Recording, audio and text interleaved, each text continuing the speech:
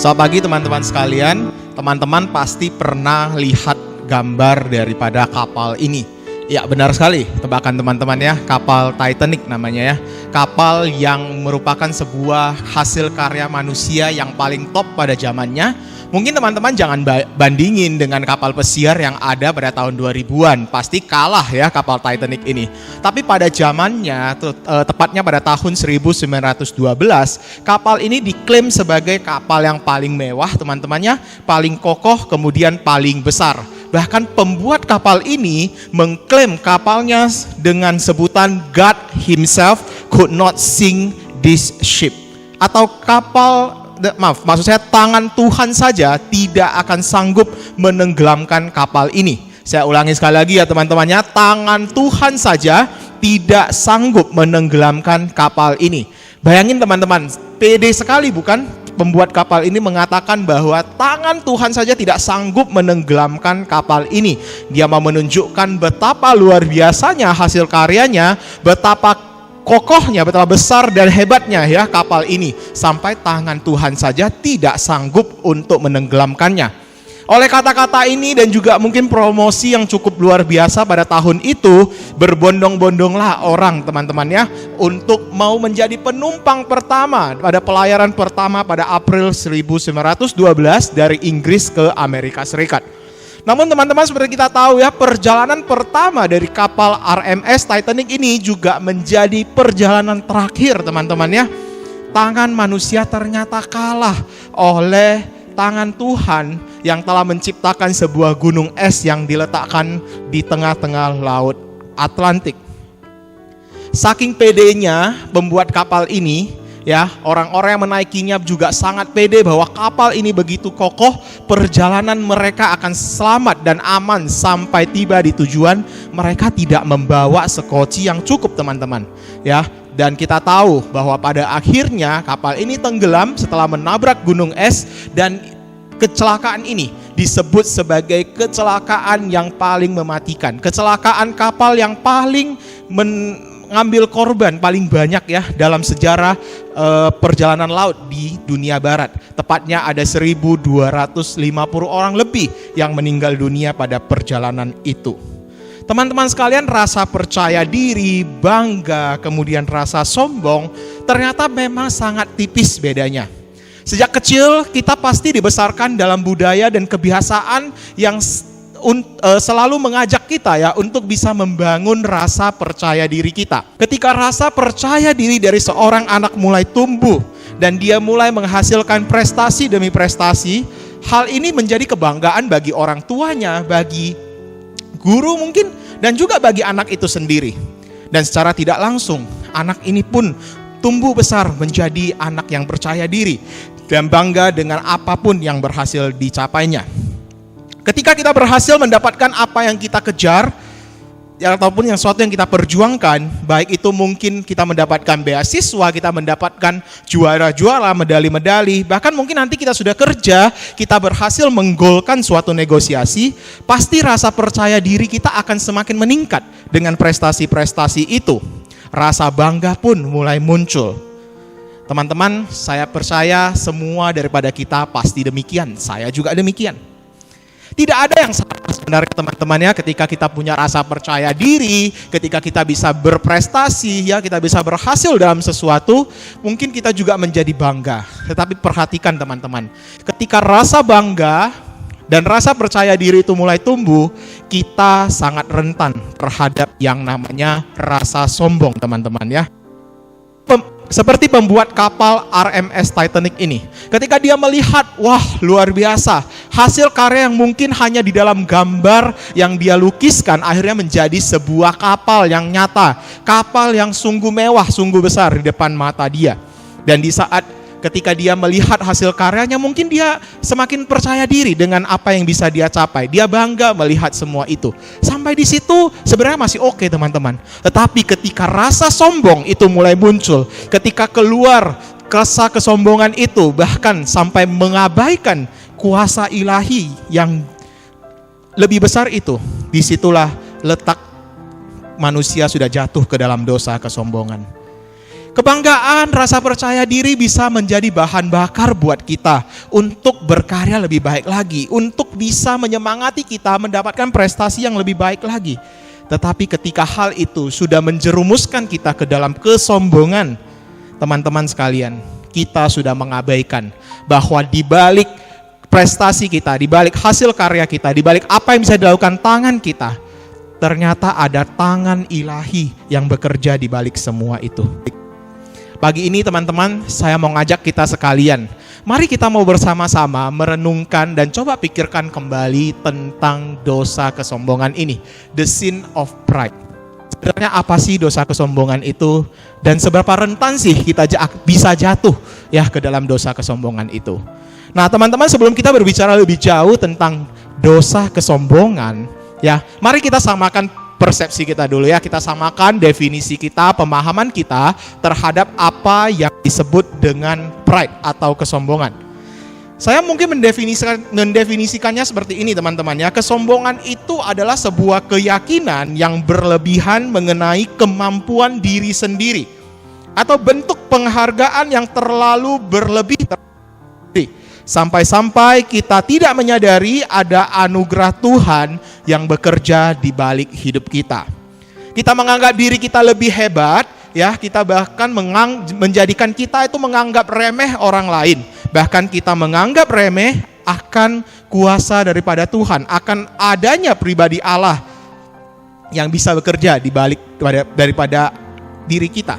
Dan saat itulah kita menjadi pribadi yang sombong. Nah teman-teman sekalian, kalau kita lihat sejarah gereja, bapak-bapak gereja, terutama para pemimpin gereja pada awal abad Masehi, dosa kesombongan ini dikategorikan sebagai sebuah dosa yang mengerikan ya teman-teman ya. Bahkan disebutkan bahwa kesombongan ini adalah akar dari segala dosa. Maksudnya teman-teman begini, dosa kesombongan ini bukan hanya dosa ini bisa berdiri sendiri, bahkan dosa ini nantinya bisa melahirkan dosa-dosa yang lain. Bahkan di dalam Alkitab, kalau kita perhatikan di Amsal pasal 6 ayat 16 sampai 19, di situ didaftarkan ada perkara-perkara yang dibenci oleh Tuhan. Dan mata yang sombong menduduki urutan yang pertama, teman-teman. Nah teman-teman, sampai di sini jangan kita salah pahami ya, seakan-akan dosa kesombongan itu dosa yang paling berat ya, dosa yang paling dibenci Tuhan. Di mata Tuhan semua dosa itu tidak ada yang benar ya. Tuhan itu membenci semua yang namanya dosa. Bahkan kalau kita lihat Paulus mengatakan di Roma bahwa semua upah dosa adalah maut. Jadi satu dosa saja akan menghasilkan maut. Jadi tidak ada dosa yang ini lebih berat, dosa yang ini lebih ringan ya teman-teman ya. Jadi dosa kesombongan itu walaupun dikatakan sebagai akar daripada dosa-dosa yang lain, bukan berarti dosa ini lebih mematikan daripada dosa-dosa yang lain. Nah teman-teman, mari kita lihat ya bukti-bukti dari Alkitab tentang dosa kesombongan. Kita lihat saja apa yang terjadi di Taman Eden, kisah yang sudah tidak asing lagi bagi kita teman-teman ya. Kita bisa menemukan bahwa awal kejatuhan manusia ke dalam dosa itu juga dikarenakan oleh dosa kesombongan. Ya, karena kesombongan manusia ingin menyetarai Allah ya. Kemudian dosa ini kemudian melahirkan dosa-dosa yang lainnya. Teman-teman, kalau kita membaca Alkitab secara keseluruhan, kita akan menemukan bahwa manusia itu sangat rentan terhadap dosa kesombongan. Dan iblis tahu teman-teman bahwa manusia paling rentan terhadap spot ini. Dan iblis pula sering menyerang manusia pada spot ini. Seperti yang saya bilang tadi ya, peristiwa kejatuhan manusia pertama ke dalam dosa itu karena dosa kesombongan. Itulah yang dikejar oleh iblis pada saat iblis menggoda Adam dan Hawa.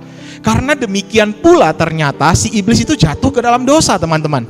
Sebelum iblis jatuh ke dalam dosa, dia adalah seorang malaikat Tuhan ya, yang cukup bertalenta ya, diciptakan Tuhan untuk melayani dan juga untuk memuliakan Tuhan. Tetapi dia itu sombong teman-teman ya, dia pengen menyetarai Allah, pengen sama seperti Allah. Disitulah kesombongan menjatuhkan dia ke dalam dosa. Dan dengan titik yang sama ya, dia juga pengen menjatuhkan manusia ke dalam dosa. Dia menggoda Adam dan Hawa, menawarkan mereka untuk punya kesempatan bisa sama seperti Allah, tahu yang baik dan yang jahat. Alhasil Adam dan Hawa jatuh ya ketika mereka pengen menjadi sama seperti Allah, tahu yang baik dan yang jahat. Dan memang benar teman-teman ya, setelah makan buah pohon pengetahuan itu, Adam dan Hawa menjadi sama seperti Allah, tahu yang baik dan yang jahat. Tetapi di waktu yang sama pula, pada saat buah itu dimakan, manusia jatuh ke dalam dosa, relasi manusia dengan Allah terputus. Kisah kejatuhan manusia ke dalam dosa, terutama di dalam dosa kesombongan ini tidak berakhir di Taman Eden, teman-teman. Kalau kita baca lagi di kitab Kejadian, beberapa pasal berikutnya kita juga menemukan kisah tentang Menara Babel. Teman-teman, kita pasti tahu bukan bahwa Tuhan memerintahkan manusia untuk bisa menyebar ke seluruh bumi. Ya, di Kejadian 1 ayat 28 Tuhan mengatakan, beranak cuculah dan penuhilah bumi. Tetapi apa yang dibuat oleh orang-orang yang ingin mendirikan Menara Babel ini? Mereka memiliki tujuan untuk ingin mencari nama. Mereka ingin melawan kehendak Allah yang memerintahkan mereka untuk menyebar dan memenuhi bumi. Mereka ingin tinggal bersama dan membuat sebuah menara yang puncaknya sampai ke langit. Hal ini menunjukkan bahwa mereka ingin memperlihatkan bahwa mereka itu sanggup loh menyayangi Allah. Teman-teman sekalian, kalau kita baca lagi ya, kisah-kisah di Perjanjian Lama banyak sekali kisah-kisah kesombongan. Dan kalau kita beralih ke Perjanjian Baru, di Perjanjian Baru ini kita pun akan menemukan bahwa manusia masih sangat rentan terhadap kesombongan ini. Bahkan ada pula kesombongan rohani ya di kalangan orang-orang Farisi dan ahli-ahli Taurat. Mereka sombong karena mereka menganggap identitas mereka sebagai umat pilihan, status mereka sebagai pemuka agama Yahudi. Dari contoh kisah-kisah kesombongan ini, kita bisa melihat dan mengambil sebuah kesimpulan bahwa Allah tidak menghendaki manusia yang sombong, teman-teman. Teman-teman, banyak orang yang coba mengklasifikasikan ya, kemudian membuat mungkin lebih terperinci lagi ya, kesombongan apa saja yang dimiliki oleh manusia. Banyak sekali teman-teman ya. Mungkin kita tidak akan punya waktu yang cukup untuk membahasnya pada pagi hari ini. Tetapi saya pengen menunjukkan pada teman-teman ya, dari semua daftar kesombongan-kesombongan yang ada di dalam diri manusia itu yang sudah dijelaskan orang dengan lebih detail, akarnya itu cuma satu, teman-teman. Ya, akarnya itu adalah keberpusatan pada diri sendiri. Pride itu selalu berbicara tentang I, myself, mine. Nothing to do with you, nothing to do with his, nothing to do with her, they, we. Semua adalah tentang diri saya. Saya yang harus dipentingkan. Kesombongan itu membawa orang pada perasaan aku loh yang paling penting.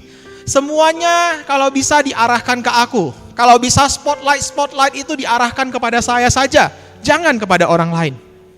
Sikap yang terlalu fokus pada diri sendiri itu akhirnya membuat orang tidak segan-segan untuk memperjuangkan segala sesuatu demi kepentingan aku, demi kepentingan diri sendiri. Gak peduli orang lain mau hidup, mau mati, yang penting aku selamat, aku bahagia, aku hidup. Orang yang sombong akan senang kalau lihat orang lain yang gagal. Orang yang sombong pastinya sudah akan menganggap remeh orang lain. Kesombongan selalu menarik perhatian orang lain, pembicaraan orang lain. Kalau bisa selalu diarahkan pada diri sendiri. Korbankan orang lain is okay. Yang penting saya diuntungkan. Bahkan kesombongan juga akan membuat orang tidak lagi menghormati Allah. Kesombongan akan membuat orang mencuri kemuliaan Allah. Orang yang sombong tidak lagi kagum pada kasih anugerah Allah, teman-teman. Teman-teman, sampai di sini saya mau mengajak kita sekalian, coba kita lihat diri kita sendiri yuk. Bagaimana dengan diri saya? Teman-teman yang sedang mengikuti ibadah ini di rumah, mari dengan kesendirian yang mungkin kamu sedang ada di dalam rumahmu, mungkin kamu sedang ada di dalam kamarmu sendiri. Mari dengan hati yang jujur, ya, dengan perasaan yang jujur, mari kita tanyakan pada diri kita sendiri. Apakah saya itu orang yang sombong? Pride dalam bentuk apa sih yang selama ini kita cari? Pride dalam bentuk apa sih yang kita kejar, kita perjuangkan? Mungkin kita sudah berhasil mendapatkannya dan kita genggam erat-erat, tidak mau kita lepaskan. Seakan kalau saya lepaskan pride itu, hancurlah hidup saya. Saya tidak sedang mengatakan kita tidak boleh meraih prestasi. Saya tidak sedang bilang bahwa kita tidak boleh punya medali yang banyak, piala yang banyak, dapat sertifikat penghargaan yang banyak, yang mungkin ada di dalam kamarmu atau terpajang indah di ruang tamu di rumahmu. Saya tidak bilang kita tidak boleh meraih prestasi dalam bidang akademik, seni, budaya, IT, bisnis, dan sebagainya. Tetapi apakah gara-gara sejumlah medali, penghargaan, tepuk tangan yang kamu dapatkan itu, kita menjadi pribadi-pribadi yang lupa diri? Kita menjadi sombong dan tidak lagi melihat adanya tangan Tuhan yang bekerja di balik diri kita. Kita menganggap remeh orang lain, ya, kita jadinya memilih-milih teman. Teman ini gak selevel dengan aku, dia gak sepintar aku, medali yang dia dapat gak sebanyak aku gak mau temenan sama dia. Atau mungkin teman-teman sama seperti saya yang masih haus akan pengakuan, mencari tepuk tangan dan pujian daripada banyak orang dengan sejumlah karya yang sudah kita dapatkan. Atau mungkin kamu menyombongkan kemampuanmu untuk bisa bergaul dengan gampang. Di mana saja kamu berada, orang-orang senang dengan humor yang kamu buat, dengan kemampuan kamu bersosialisasi. Kamu punya teman di mana-mana. Kalau kita lihat yang lain, mungkin temanmu yang lain tidak seperti itu, dan kamu bangga dan menjadi sombong dengan hal. Atau mungkin pride kamu dibangun di atas kemampuan finansial, kekayaan yang dimiliki oleh keluargamu.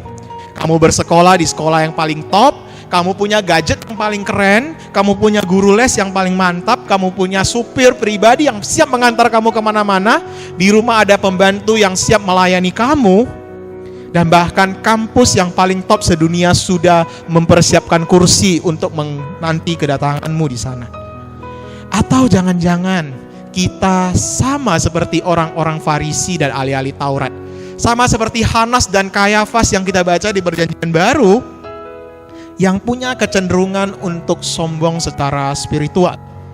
Kita menghakimi teman kita yang tidak ikut ibadah online, kita menghakimi teman kita yang tidak pernah ikut sate online, gak baca kitab di rumah, gak pernah berdoa, gak pernah ikut pelayanan. Kamu menganggap diri kamu yang paling mantap dan paling hebat di dalam melayani Tuhan. Atau jangan-jangan kamu memakai firman Tuhan untuk menyerang orang. Teman-teman, ada orang yang bernama William White yang mengatakan bahwa kesombongan adalah kanker spiritual yang menggerogoti persahabatan, cinta kasih, dan komunitas. Kesombongan itu bisa ada di dalam semua aspek kehidupan kita, teman-teman. Dan sekali lagi saya mau bilang, kita sangat rentan untuk jatuh ke dalam dosa kesombongan.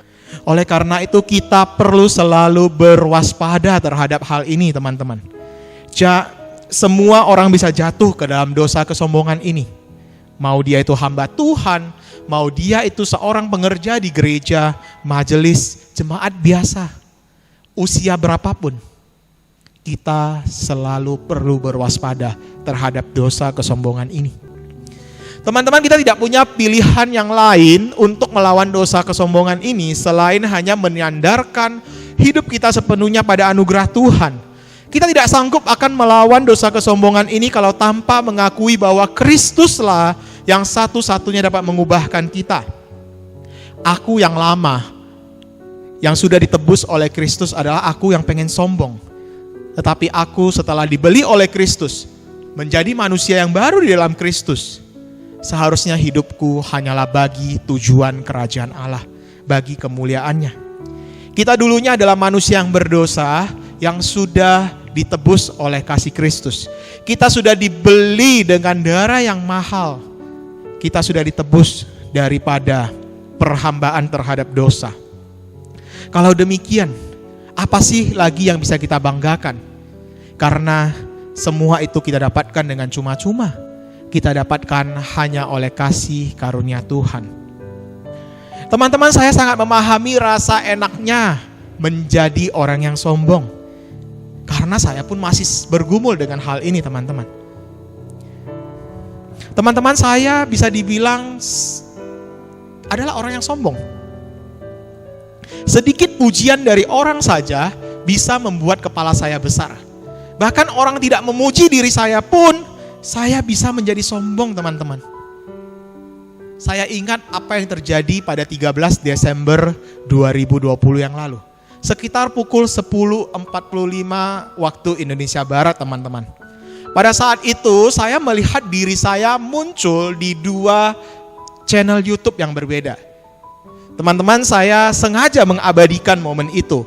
Karena pada waktu itu saya melihat, wow, keren ya dengan teknologi sekarang ini.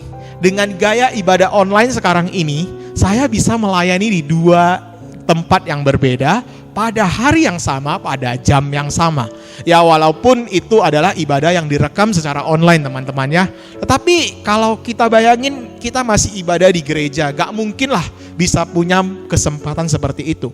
Karena saya melihat ini adalah sebuah hal yang unik ya, buat saya sangat unik ya teman-teman ya. Karena sebelum ada pandemi ini saya nggak pernah punya kesempatan seperti itu. Jadi saya sengaja foto momen itu, teman-teman. Teman-teman sekalian, hari itu memang saya mendapat kesempatan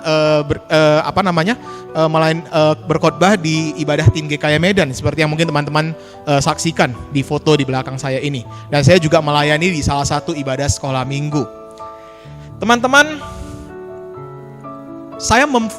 kemudian saya dalam pikiran saya itu, saya pengen memposting foto ini di Instagram. Tetapi saya bersyukur, sebelum saya memposting foto ini, sepertinya ada suara yang bertanya di dalam hati saya. Apa sih motivasi saya? Kenapa sih saya mau posting foto ini? Saya bersyukur saya diam sejenak dan coba memikirkan hal itu. Ternyata teman-teman, setelah saya bertanya pada diri saya sendiri, saya menemukan bahwa tujuan saya mau posting itu sebenarnya bukan mau menunjukkan kepada teman-teman saya di media sosial itu bahwa ini loh gaya ibadah sekarang ini ya, dengan teknologi yang ada sekarang ini ada momen yang unik ini. Tetapi saya pengen pamer, teman-teman, saya pengen tunjukkan kepada orang-orang bahwa ini loh saya loh bisa pelayanan di 2 tempat yang berbeda. Teman-teman, saya bersyukur Tuhan memberikan waktu saya beberapa menit itu untuk berpikir sejenak, untuk tidak menjadi seorang yang sombong, teman-teman. Gampang bukan teman-teman jadi orang yang sombong? Pelayanan kepada Tuhan saja bisa membuat kita menjadi sombong, teman-teman. Dan iblis selalu tahu kapan waktu yang tepat, momen yang tepat untuk bisa menjatuhkan kita ke dalam dosa kesombongan itu. Oleh karena itu selalu kita butuh, teman-teman, untuk merendahkan hati kita, merendahkan diri kita di hadapan Tuhan dan meminta pengampunan daripadanya. Kita datang kepada Tuhan menyatakan dosa kesombongan kita dan kita mohon kasih anugerah Tuhan yang menolong kita. Teman-teman sekalian, bentuk kerendahan hati seperti apa sih yang harus kita tunjukkan sebagai seorang murid Kristus? Apalagi kalau bukan meneladani Sang Kristus, Tuhan itu sendiri. Paulus menulis dengan sangat indah di Filipi pasal 2 ayat 5 sampai dengan 8. Mungkin teman-teman sudah pernah membaca ayat ini. Paulus mengatakan bahwa Kristus yang adalah Allah itu tidak menganggap kesetaraan dengan Allah sebagai sesuatu yang harus dipertahankan. Tetapi demi mewujudkan misi Allah, demi menyelesaikan apa yang ditugaskan oleh Bapa kepada Sang Anak, Yesus mengosongkan dirinya, mengambil rupa sama seperti manusia, menjadi hamba, merendahkan diri, dan taat sampai mati. Yesus bisa saja, teman-teman, menyombongkan diri sebagai anak domba Allah yang menghapus dosa dunia. Tetapi bukanlah hal itu yang menjadi fokus daripada kerajaan surga. Tindakan Kristus yang sudah menghambakan diri, merendahkan diri, dan meletakkan dirinya pada titik nol serendah-rendahnya. Itulah teladan kita sebagai murid-murid Kristus. Ketika kita memandang kepada Kristus, mau sehebat apapun prestasi kita, mau seberapa banyak pun tepuk tangan yang diberikan oleh orang-orang kepada kita, kita akan dimampukan untuk menjadi anak-anak Tuhan yang bersikap rendah hati dan menyadari bahwa semua itu bisa kita dapatkan hanya karena Tuhan yang bekerja di balik diri kita. Kita tidak perlu mengklaim tepuk tangan dan prestasi-prestasi itu. Karena ketika kita berjumpa dengan Yesus nantinya, muka dengan muka, pujian daripada Kristuslah yang seharusnya kita nantikan. Ketika dia mengatakan, datanglah dan nikmatilah kemuliaan ini bersama denganku, hai hamba yang setia. Guys, memang tidak mudah untuk melawan dosa kesombongan. Dan sampai hari ini pun saya masih berjuang untuk melakukan hal itu. Tapi marilah kita meneladani Tuhan kita. Marilah kita dengan rendah hati menyatakan ketidakmampuan kita dan memohon kasih anugerah Tuhan untuk dapat melawan dosa kesombongan ini. Dan biarlah kita selalu mengingat bahwa Kristus harus semakin besar dan aku harus semakin kecil. Kiranya Tuhan menolong kita untuk menjadi anak-anak Tuhan yang dapat melawan kesombongan ini. Amin. Mari kita berdoa teman-teman. Tuhan, kami mengucap syukur kalau pagi ini kami boleh bersama-sama kembali untuk merenungkan kebenaran firman Tuhan. Kami tahu ya Tuhan bahwa sejak manusia jatuh ke dalam dosa sampai hari ini, manusia selalu melawan dosa kesombongan. Dan iblis selalu menyerang manusia pada titik ini. Dan kami saat ini ya Tuhan memohon ampun padamu ya Tuhan. Jikalau kami masih terkadang kalah oleh dosa kesombongan ini. Kami masih lebih mendengarkan bisikan-bisikan yang pengen membuat kami menjadi sombong. Kami lupa ya Tuhan bahwa ada tangan Tuhan yang selalu menolong kami. Tuhan ampuni kami. Tuhan tolong kami untuk dapat menjadi anak-anak Tuhan yang hidup memuliakan nama Tuhan. Anak-anak Tuhan yang siap untuk merendahkan hati. Anak-anak Tuhan yang siap untuk berkarya bagi kerajaan Tuhan dan tidak mencari nama di balik semua itu. Karena segala puji kemuliaan hanyalah bagi Engkau saja Tuhan di tempat yang maha tinggi. Mampukan kami ya Tuhan, tolong kami ya Tuhan. Kami memohon di dalam dan demi nama Tuhan Yesus Kristus. Amin.